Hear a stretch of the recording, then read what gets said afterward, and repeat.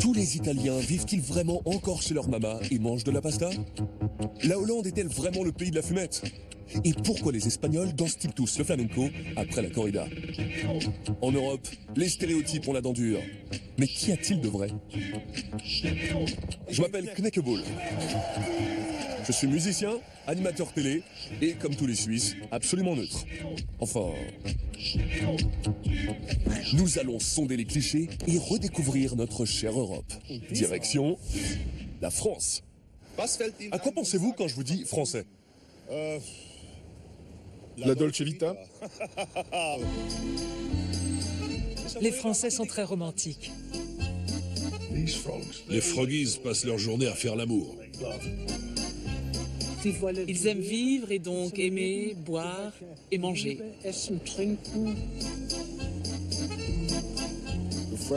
Les Français sont plutôt arrogants. Ce sont des intellectuels, fiers de leur nation. Dans un camping, j'ai mangé la meilleure crème brûlée de ma vie. On mange bien. J'aime bien la cuisine française. Les cuisses de grenouille. Ou les escargots.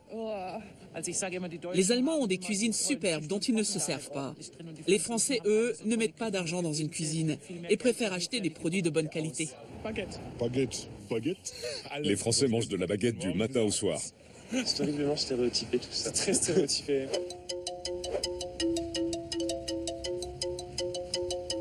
Est-il vrai qu'on mange beaucoup de baguettes en France? En France, les gens viennent chercher la baguette le matin pour le petit déjeuner, le midi et le soir. Ça oui, les Français consomment beaucoup de pain.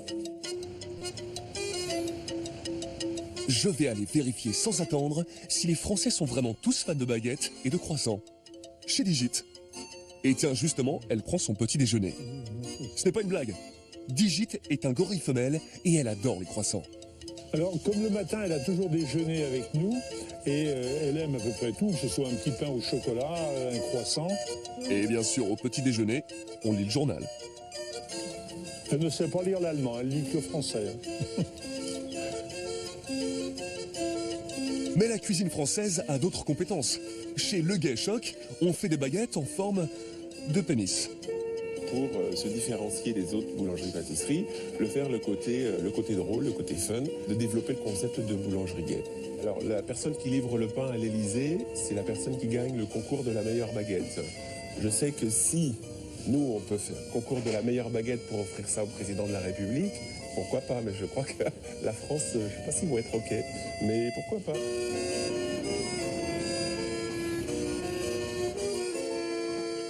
Je pars à la découverte de la grande cuisine.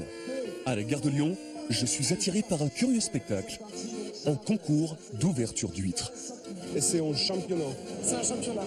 Ça veut dire quel est le plus rapide? Le plus rapide. Une première épreuve de rapidité. Tu sais le faire très rapide? Oui, ça va. Ok, tu peux me montrer comment on le fait? Comment ça va se passer ensuite lorsque les plateaux vont arriver? Qu'est-ce qu'on va regarder en premier? On va regarder ce qu'ils sont venus. En France, il y a un mets incontournable. Dans les environs de Lyon, je rends visite à un éleveur de grenouilles, Patrice François. Il y a combien de grenouilles ici? Je sais pas, peut-être 10 000. Alors, qu'est-ce que vous pensez, combien de grenouilles sont mangées à la France? Non, mais le marché français, c'est 4 000 tonnes. Mais 4 000 tonnes. Voilà, 4 000 tonnes ramenées à 60 millions de Français, ça représente très peu de grenouilles. Mais il y a aussi ce mot de frogs, you know? Ouais. Les Anglais, par exemple. Les Français, ils s'appellent les froggies. Pouvez-vous vous expliquer pourquoi ça est une chose qu'on y pense quand on pense la France? Parce que eux, ils n'en mangent pas et que quelque part, je pense que ça les répugne un petit peu de manger des grenouilles. Mais ce qu'il faut savoir, c'est que les Anglais ont mangé des grenouilles avant les Français. Vraiment? Oui, il y a une étude qui a été faite là-dessus, que j'ai lue dernièrement. Je n'ai pas le choix, il va falloir goûter. David, bonjour. Cyril. Je pense que j'ai jamais mangé grenouille. On va vous en faire goûter alors. Ouais. Je crois que c'est le roi de France qui a commencé à manger des grenouilles. Ouais.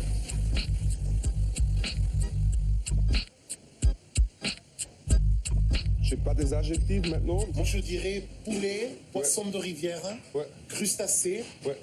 Voilà, tout ça mélangé, ça donne la grenouille. C'est très bon. En tant que Suisse, les grenouilles me dégoûtent un peu. Du coup, je ne suis pas hyper enthousiaste. Mais c'est très bon. Et maintenant, je me rends dans une grande école de la gastronomie française, l'Institut Paul Bocuse.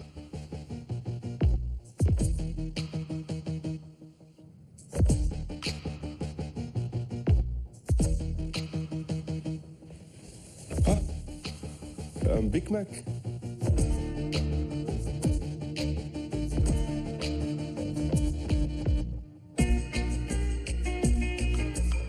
Ici, on exige la perfection. Toutes les fourchettes sont trop hautes, tous les couverts sont trop hauts. Les couverts, les assiettes, c'est 1 cm, 1 pouce, 1 pouce, 1 cm par rapport au bord. Là, c'est beaucoup plus qu'1 cm. Hein. C'est quoi ce paquet de soupe carafe là, qui est là? Ah, mais pourquoi vous le remettez pas au fur et à mesure? Pourquoi vous pensez la culture de la restauration, de la nourriture est si importante pour la France? Cette origine peut-être, on peut remonter très loin, hein. Peut-être qu'on a cette origine un peu gauloise également, du bien manger, du bien vivre. Le passage à table, c'est pas seulement le besoin primaire, le besoin de manger. Le passage à table est un moment de plaisir, le passage à table est un moment de partage. Alors c'est une chose sociale aussi. Complètement.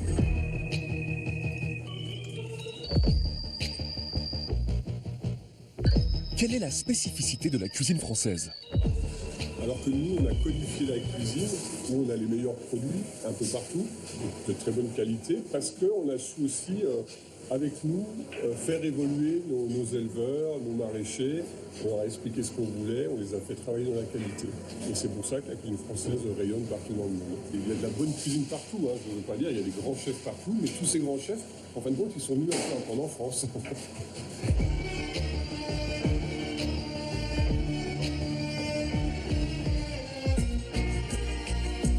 Ici, on n'est pas moins exigeant, mais le cadre est plus détendu. C'est la bijouterie, une équipe jeune et multiculturelle qui fait de la cuisine moderne. Son modèle, c'était à l'époque de Louis XVI, je pense, Louis XIV. Mais c'est le premier qui a commencé à créer ses banquets avec beaucoup de décorations, avec du spectacle. Et ça, c'était pour ébahir et impressionner les autres rois de l'Europe de l'époque. On a tous travaillé dans des établissements avec des étoiles où c'était tous bonjour monsieur, bonjour madame, il fallait être bien comme ça, bien carré. Ah, ça, c'est fini cette génération. Nous, on ne veut plus travailler comme ça. Donc, c'est pour ça qu'on ouvre des restaurants, on peut être comme la famille, comme une maison. La mode, ils aiment ça. Les femmes s'habillent pas trop mal. Elles suivent la mode. Chic? Oui, le chic. L'élégance. Les Françaises sont plutôt bien mises. Et elles ne sont pas grosses comme les Américaines. Oh, pardonnez-moi. On dit que Paris est la capitale de la mode. Sur place, j'ai rendez-vous avec 3 des auteurs du best-seller mondial, Comment être une vraie Parisienne, où que vous soyez. Champagne! Et qu'elles se rendaient compte de l'impact de l'image de la Parisienne à l'étranger. Et on avait envie d'interroger ça, c'est-à-dire d'essayer de comprendre pourquoi c'était si fort encore aujourd'hui, et aussi de dire un peu la vérité sur cet archétype de femme, c'est-à-dire de confronter tous les mythes qui font la Parisienne à la réalité. Ce que les gens projettent et ce qu'on est vraiment, en fait. Une triste vérité. Voilà.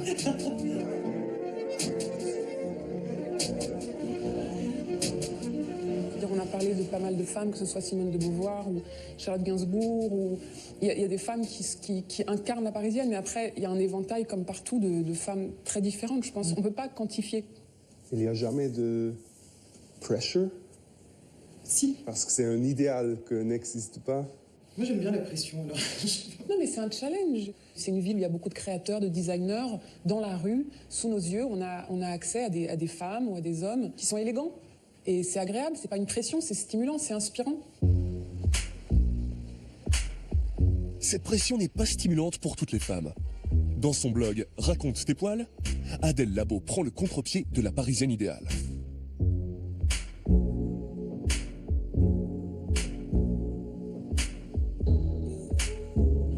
Il y a beaucoup de pression sur les femmes pour qu'elles se rasent, parce qu'il y a une image qui circule dans la société actuelle de la femme mince, lisse, complètement rasée, sans aucun poil, et j'avais vraiment envie de briser ça.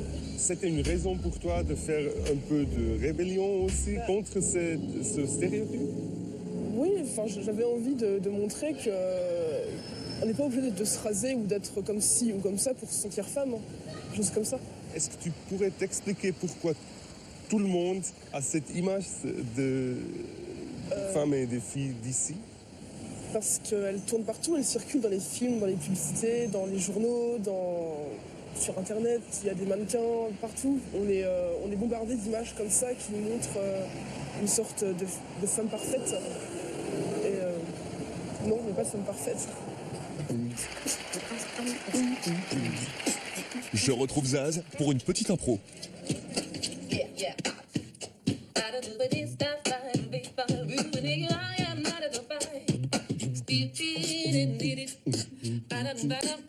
Les clichés, ce n'est pas sa tasse de thé. Tu sais, en Amérique latine, les gens pensent qu'on a des baignoires et qu'on a du parfum parce qu'on se lave pas. Et les baignoires, pour eux, c'est dégueulasse. Et ils pensent qu'on se met du parfum parce qu'on se lave pas. Mais c'est pas vrai. Ben non, c'est pas vrai. Je pense dans le cliché, il y a quand même quelque chose de vrai, mais en même temps qui est faux. Enfin, je sais pas comment dire, parce que tu peux pas faire une généralité de tout. C'est pas vrai, ça marche pas. Ouais. Le plus important, c'est toi, qu'est-ce que tu vis, qu'est-ce qui est juste pour toi et qu'est-ce qui est vrai pour toi. Parce qu'il n'y a pas un chemin, tu vois. Et ce qui m'énerve dans les clichés, c'est qu'on dirait qu'il y a une manière de voir, une manière de faire, une manière d'être, une manière qu'il faut bien...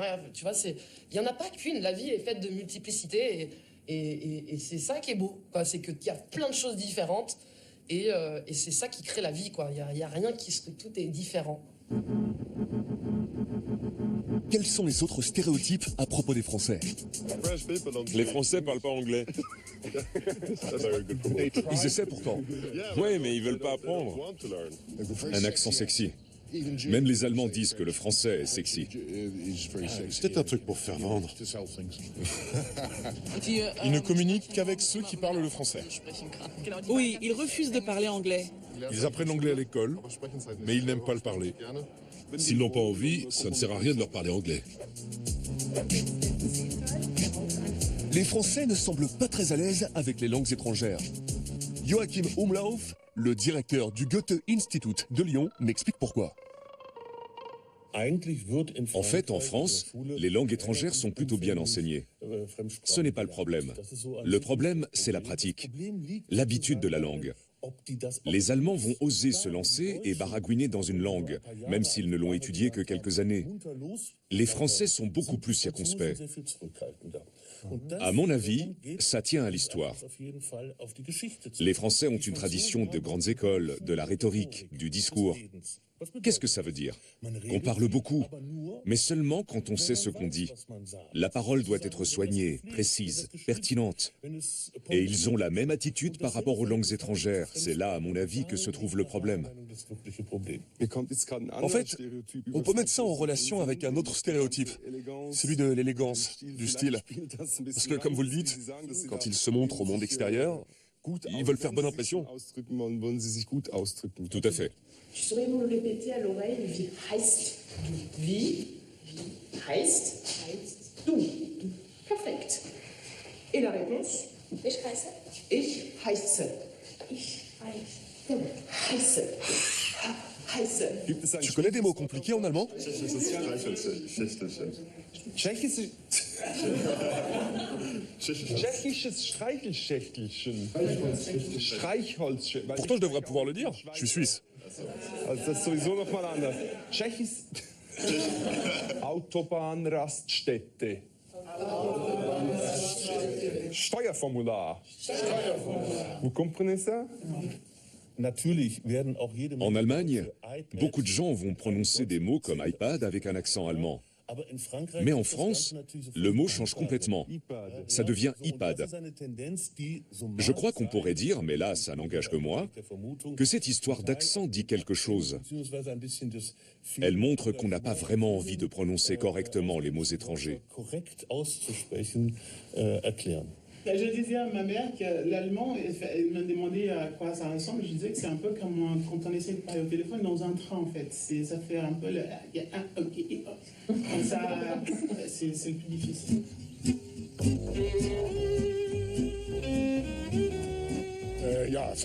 La France, ça me rappelle mes 3 saisons de vendange dans le Mâconnais. Le bon vin. Le vin, le bon vin. Ils aiment bien leur petit verre de rouge. Voilà une séquence qui me réjouit. Une visite en Bourgogne.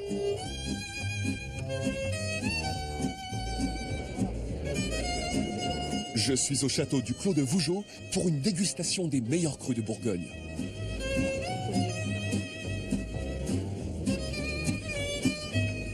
Pas facile de gâcher ces délicieux nectars. 15-20, alors après le déjeuner, ouais. Après le repas. Ouais. Donc si on boit tout, on peut pas. Mais la journée, c'est compliqué. Oui. Je me demande si les Français consomment beaucoup de vin au cours d'une année. Les Français boivent beaucoup de vin, oui. 45 litres par an. Et avant, 45 litres par an. Avant, ils buvaient jusqu'à 100 litres. Un siècle en arrière, le vin était considéré effectivement comme énergétique, même s'il avait beaucoup moins d'alcool qu'aujourd'hui. 2, 3, 4, 0, c'est votre credo. 2, c'est 2 verres de vin par jour pour les femmes. 3, c'est 3 verres de vin par jour pour les hommes. 4, c'est 4 verres de vin maximum en une occasion. Et puis 0, c'est 0 verre, c'est-à-dire 1 jour d'abstinence par semaine.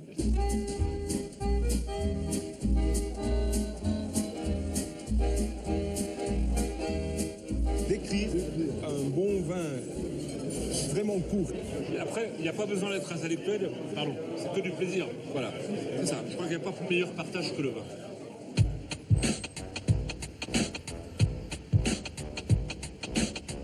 Même les spationautes français ne renoncent pas au vin une fois dans l'espace. Octave de Gaulle a d'ailleurs inventé une bouteille qu'on peut déguster en apesanteur.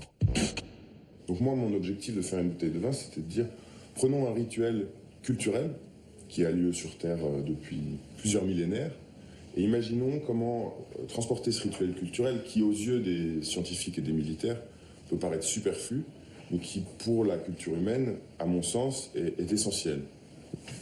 Ça, c'est la bouteille, on peut le servir avec ça, et ensuite on peut le boire avec ça.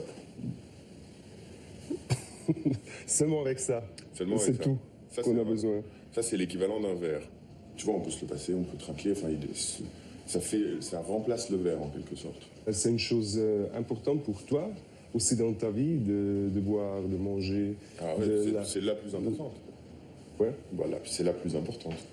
Alors, pas que le vin, mais de savoir vivre et de prendre du plaisir. Et ça, en fait, cette bouteille, elle veut aussi dire se réunir entre amis. Elle parle aussi des rites qui accompagnent. Si tu fais une dosette de vin pour une personne, tu parles d'alcoolisme. La vie sociale humaine, elle s'organise autour de la civilisation. C'est tout ce qui fait qu'on est des êtres culturels et pas des êtres seulement des animaux. Et c'est ça qui fonde la civilisation. Alors les Français, ils aiment manger, ils aiment boire. Et autre chose aussi. Quelle autre chose? N'oubliez pas que l'alcool fait du bien à l'homme quand c'est les femmes qui le boivent. Parce que dans français, il y a français et française. Si on est adepte des plaisirs, on l'est aussi bien en tant qu'homme qu'en tant que femme. On est dans le partage, donc ça finit automatiquement l'histoire d'amour. L'amour. Oui, on t'aime la France. Les Français sont les meilleurs amants du monde. Il y a de quoi être jaloux. Un Français m'a dit, il n'y a pas de femmes laides. Elles ont toujours un petit quelque chose. L'amour passe avant le devoir. Les hommes trompent souvent leurs femmes. Ils sont infidèles, mais ils sont très charmants.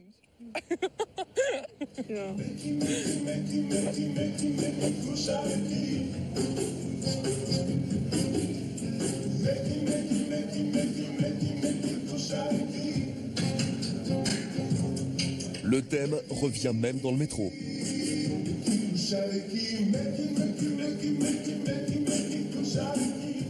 Qui couche avec qui, moi, c'est notre... Mais qui couche avec qui? Ah oui, mais ça, on peut pas, nous on révèle pas nos sources très vite. Hein. Il faut un petit peu de temps, un peu de préliminaire, et après on raconte.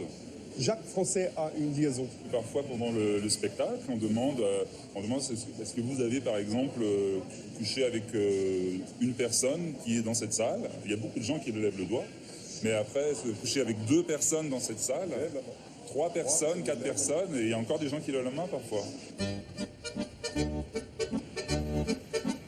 Il y aurait donc du vrai dans cette légende?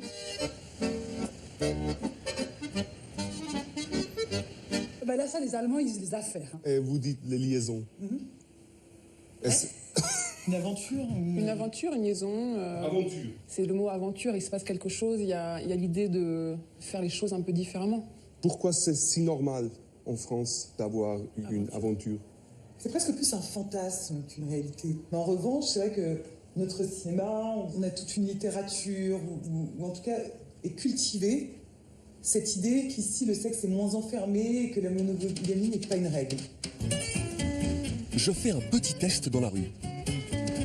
Votre femme sait que vous êtes ici avec cette belle femme? J'ai pas de femme, j'ai un mari. Liaison avec des autres femmes? Oui. Non, moi, je ne suis pas français. Les Français ils ont seulement des affaires et des liaisons, pas des... Il y en a beaucoup. Il y a beaucoup de Français, mais tout le monde, je pense, partout. Hein.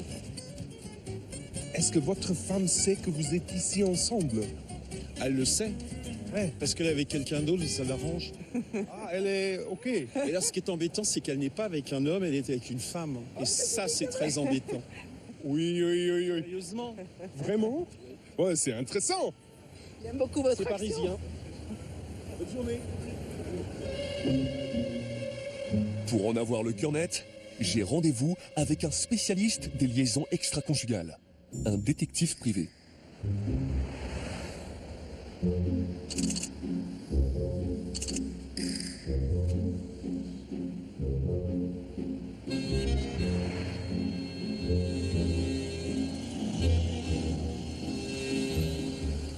Qu'est-ce que tu fais ici? Alors là, je suis sur une enquête, une affaire familiale qui concerne... j'ai été mandaté par une femme qui pense que son mari a une liaison extra-conjugale. Je pense qu'il y a une double vie. Chaque affaire est vraiment différente. Néanmoins, pour pouvoir progresser, souvent, il faut s'appuyer sur l'expérience, hein, et notamment sur ce que peut faire la personne qu'on suit, en fait. Hein.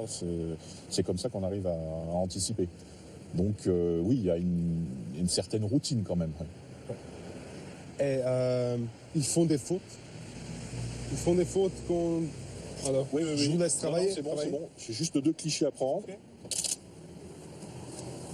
Les femmes sont spécialistes pour fouiller les poches. Et les hommes, très laxistes, ils vont oublier un ticket de parking, une note de frais. Et ils sont souvent à voir comme ça. Mais une autre question, est-ce que vous avez beaucoup de travail ici? Alors, j'en ai suffisamment.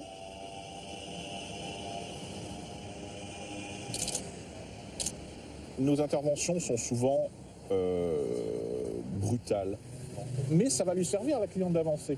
Après, elle doit prendre des décisions. Donc, ça doit lui permettre d'avancer, parce que souvent, les hommes dans ce genre de situation ne prennent pas de décision. Ils gardent leur confort, c'est un petit peu ce que je disais tout à l'heure. Les femmes, elles partent. Les femmes partent, mais les hommes, en général, ne partent pas. Hein. Quand on demande les gens, ils disent « Ah ouais, les Français, ils font l'amour, et c'est normal d'avoir une liaison. » Vous savez pourquoi ce stéréotype existe? Parce que les Français, ils ont des grosses bites. Ça va être coupé, ça, hein? Non. Non, dites pas ça. Non. Parce que on considère que, déjà à Paris, on dit que c'est la ville la plus romantique au monde, parce que peut-être que le fait que les femmes soient libérées, le fait qu'on ait de la bonne bouffe, parce que ce qui intéresse les hommes, c'est leur ventre et leur bas-ventre. Ça sera coupé, ça aussi, hein, si c'est pour les enfants. Non plus, bon, d'accord. Moi, je vais arriver à plus rien dire. Alors, les Français sont-ils vraiment des libertins amateurs de vin qui préfèrent les grenouilles aux langues étrangères? La gastronomie, je crois que c'est ancré dans nos gènes, ça fait partie de la culture française. Hein. Culturellement, esthétiquement, c'est imparfait, parfois pénible, troublant, et il y a beaucoup de questions. Et je crois que j'aurais toujours envie de vivre ici. Excusez-moi, vous parlez combien de langues? Juste le français. Et vous pensez que les Français, ils sont des hédonistes? Un peu. Tout à fait. Et on aime bien avoir du plaisir. Vous êtes marié? Elle est détective aussi. Je ne peux pas comparer Digit à d'autres gorilles élevés dans d'autres pays. Je ne vois pas de différence entre eux. Ce sont des gorilles. Ils se comportent comme des gorilles. Ils sont peut-être moins stupides que les humains à avoir toujours leurs clichés parce qu'ils viennent d'ici ou là.